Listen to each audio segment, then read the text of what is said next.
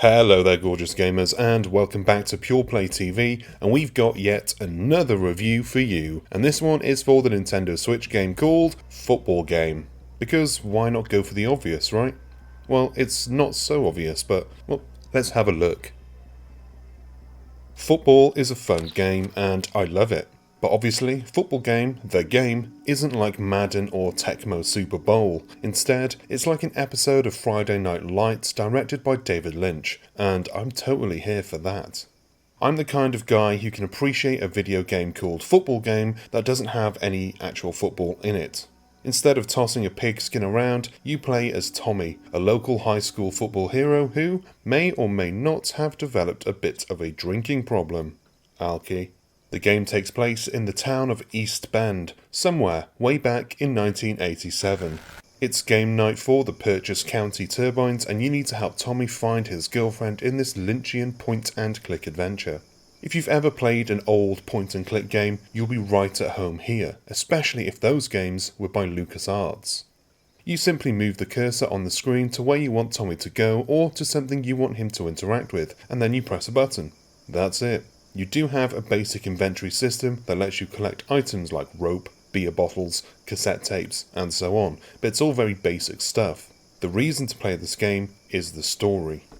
Finding a football player's girlfriend before the big game may sound like a strange basis for a video game, but it doesn't take long to understand that things in Tommy's story are not quite as they seem. The David Lynch inspiration is clear and made this short story a journey worth taking. The problem that does arise is that Football Game is remarkably short. Once you know the story and solve the various puzzles, you can play through the game again in about a half an hour, maybe even less. My first go through the game took me well over an hour, and that felt about right for me. I love a good novel, but Football Game felt like a really good short story that I couldn't put down. For me, the real negatives here are the artwork and the sound. When you speak to a character, a hand-drawn picture pops up with the dialogue, and most of the time, it's comically bad. Poor Tommy's mum. She's clearly going through a rough time, but she looks terrifying.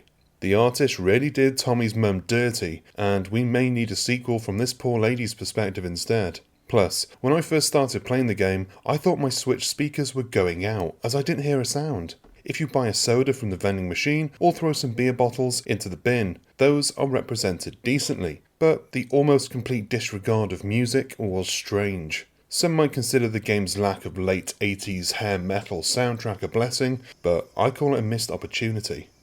I didn't look up any guides, but I did look up some discussion on the game's ending. I'm obviously not going to spoil anything, but if you're familiar with the work of David Lynch, then you know what I mean. It's an ending that is open to some interpretation and definitely provokes a bit of thought. If you liked the old LucasArts point-and-click adventures, then Football Game is an interesting and fun but very short throwback. But it's also very cheap, at $4.99 and often on sale for $1 or $2, so even with the short running time, it's probably worth your time if you like these kinds of games. And that is the end of this review. Thank you for watching, and if you enjoyed it, do us a favour, go on down below, hit the like and subscribe buttons, give the bell icon a nudge so that you're notified whenever we've got new stuff.